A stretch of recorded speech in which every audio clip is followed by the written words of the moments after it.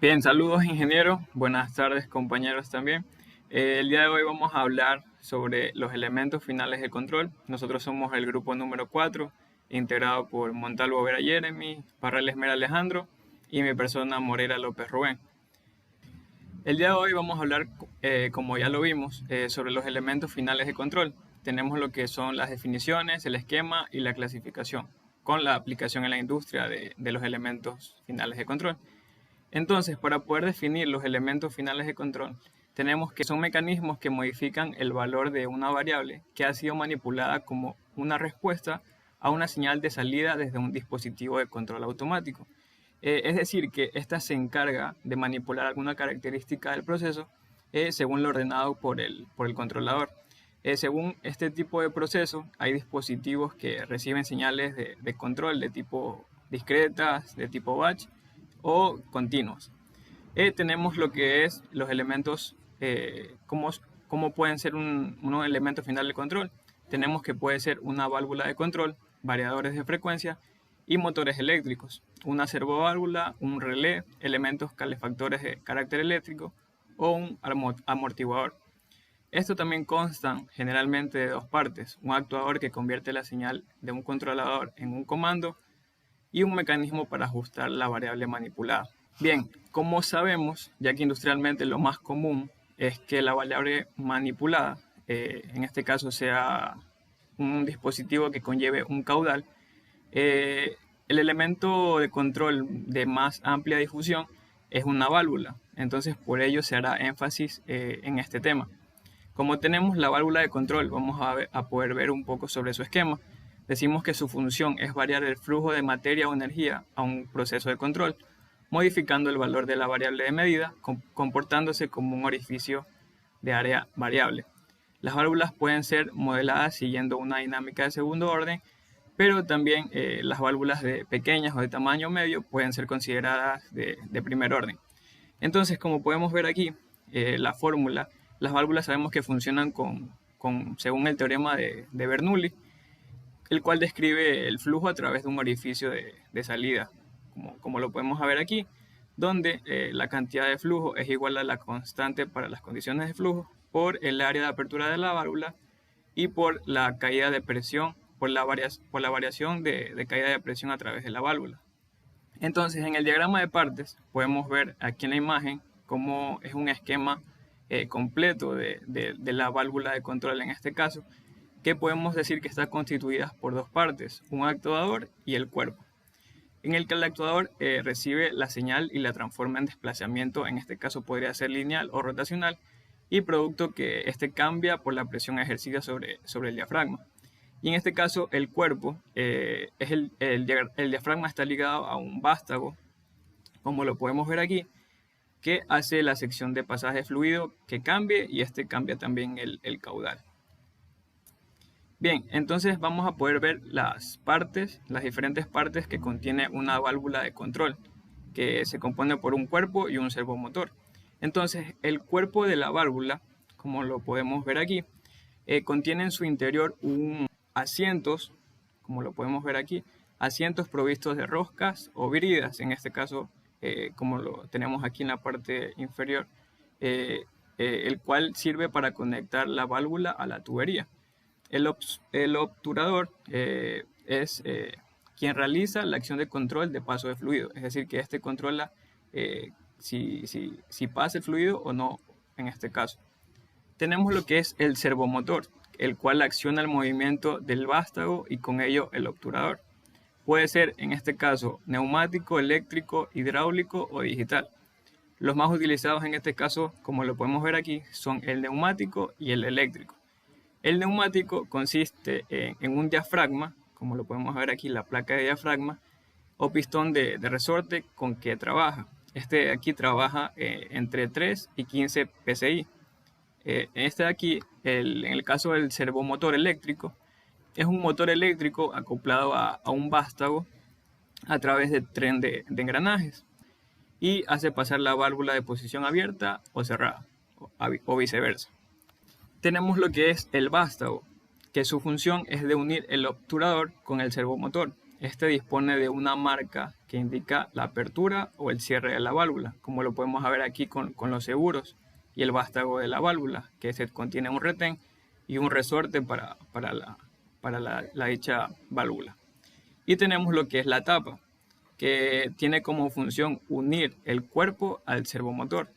En este caso se va a utilizar una tapa de distintas condiciones o especificaciones dependiendo con qué fluido se esté trabajando y bajo qué grado de estanqueidad se va a trabajar. En este caso tenemos la tapa normal, que se utiliza para trabajar con fluidos de entre 0 grados centígrados a 200 grados centígrados. La tapa con columnas de extensión, que es ideal para trabajar con fluidos a baja temperatura. La tapa con fuelle de estanqueidad, que se utiliza para fluidos de 20 a 450 grados centígrados. De la misma manera la tapa con aletas de radiación, pero se recomienda invertir la válvula en caso de que la temperatura se encuentre a más de 350 grados centígrados. Tenemos lo que es la empaquetadura. Tenemos aquí un ejemplo como lo es la válvula de globo y la válvula de compuerta, que esta no es más que una caja de protección que se ubica en la tapa y el vástago, cuya función es impedir que el fluido escape a través de la tapa, como lo podemos ver aquí representado.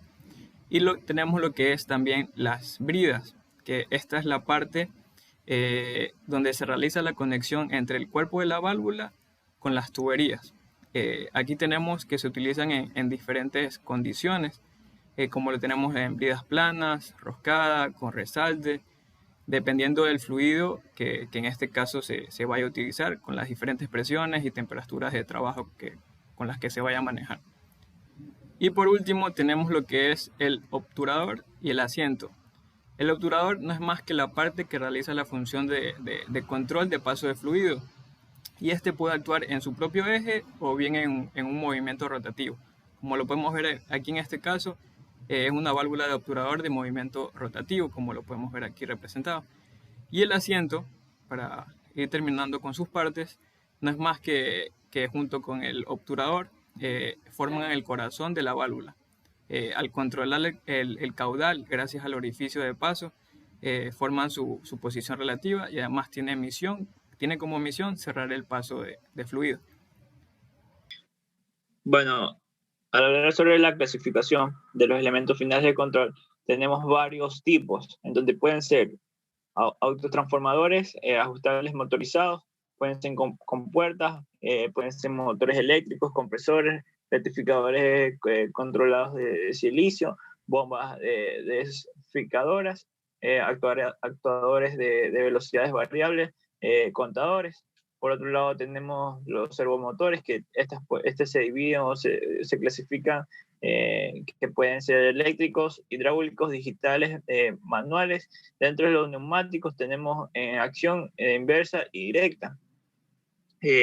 Bajo las válvulas de control, según el obturador, tenemos por el lado derecho movimiento rotativo. Movimiento rotativo, que son válvulas de disco excéntrico, que sería Canflex, válvula mariposa, de bola, de macho, de orificio ajustable, de flujo axial.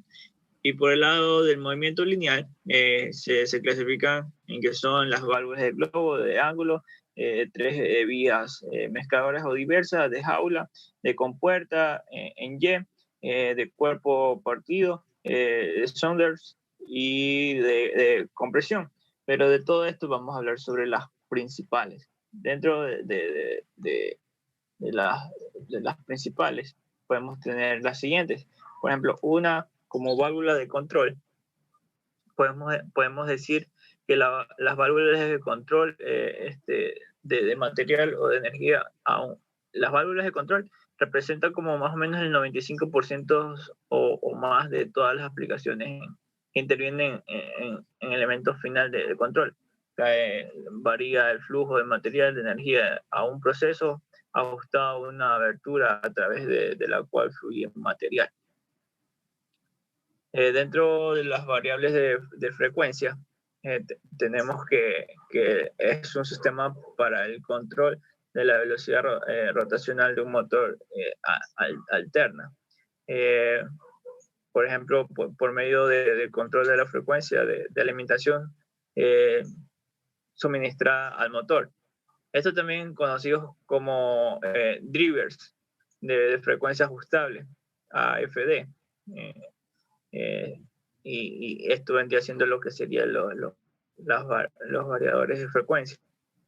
Dentro de los motores eléctricos, podemos decir que es un dispositivo que transforma la energía eléctrica en energía mecánica por medio de la acción de los cambios magnéticos generados en sus bobinas. También se puede decir que son máquinas eléctricas rotatorias compuestas por un estator y un rotor. Dentro de las servoválvulas, podemos decir que las servoválvulas son accionadores de tipo neumático o hidráulico, que conectando a una o más vías por las que circula un fluido. La diferencia con las válvulas es que estas son de tipo todo o nada, mientras que las servoválvulas tienen la posibilidad de controlar la presión o el caudal. Bueno, al hablar, siguiendo con las principales, al hablar de relé, podemos decir que funciona como un interruptor controlado por un circuito eléctrico en el que, por medio de una bobina y un electroimán, también podemos decir que acciona un juego de uno o varios contactos que permiten abrir o cerrar otros circuitos eléctricos independientes. Y por último tenemos que el calefactor con carácter eléctrico, donde se puede decir que es un dispositivo que produce energía calorífica a partir de la eléctrica. El tipo más difundido es el calefactor eléctrico resistivo, donde la generación del calor se debe al efecto Joule. Los calefactores eléctricos menos conocidos son los termoeléctricos, que intercambian calor mediante un sistema más complicado, el efecto Peltier. Bueno, la siguiente parte que tenemos es la aplicación en la industria, ¿verdad? Como sabemos, la aplicación en la industria, tenemos que en aplicaciones en industria, tenemos que los elementos finales de control se pueden de procesos petroquímicos, en las plantas de procesos químicos, en las de procesos plantas de riego, en las plantas generadoras de energía, en las plantas procesadoras de alimentos y en las plantas de procesos de aguas industriales. ¿No? En las industrias se busca constantemente el control de los procesos, ya que estas actividades, su desarrollo y respuesta van a depender de estas industrias. En cuanto a la productividad y ganancia se refiere, por lo tanto, hoy en día existen instrumentos que permiten el control de estas variables, ya que industrialmente más común es que variables más manipuladas por estos dispositivos sean un caudal. Por eso el elemento de control que más amplia difusión tiene es la válvula, y es por eso que se hace más énfasis también en ello. Bueno, aquí tenemos lo que es la aplicación de las válvulas de control en las industrias. En un proceso industrial, las válvulas de control son las responsables de manejar el caudal de un fluido por medio de la apertura total o parcial de un orificio en respuesta a una señal de una plataforma de control.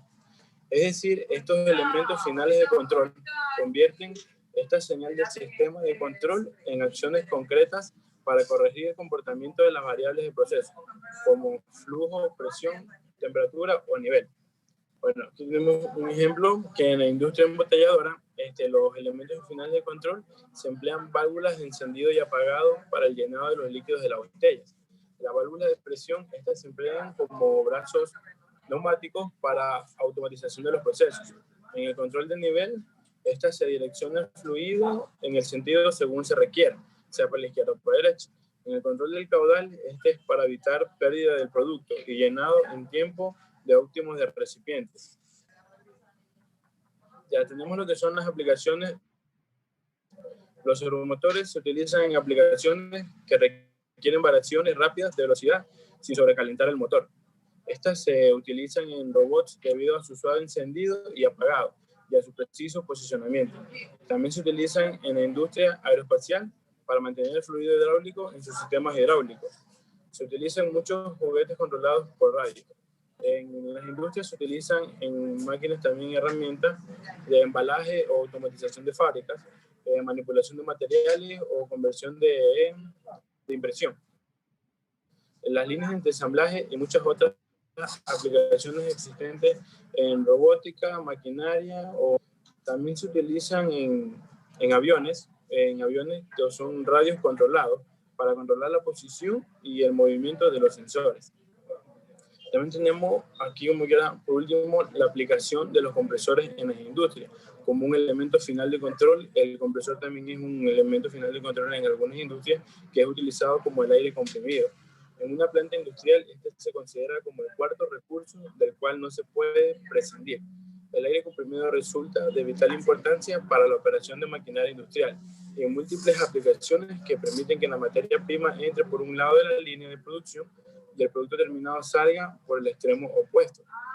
La utilización, como podemos ver, también la utilización del aire comprimido en la industria está ampliamente extendida y que en actuaciones tan diversas como accionamiento de máquinas y herramientas o en los actores de válvulas en las maquinarias, las aplicaciones que más comunes del aire comprimido actualmente en las industrias son el aire comprimido en la industria textil, el aire comprimido en la industria de agroalimentaria y bebidas, fabricación de muebles, el aire comprimido también se utiliza en la industria del calzado y también el aire comprimido es utilizado para talleres mecánicos de automóviles. Muchas gracias.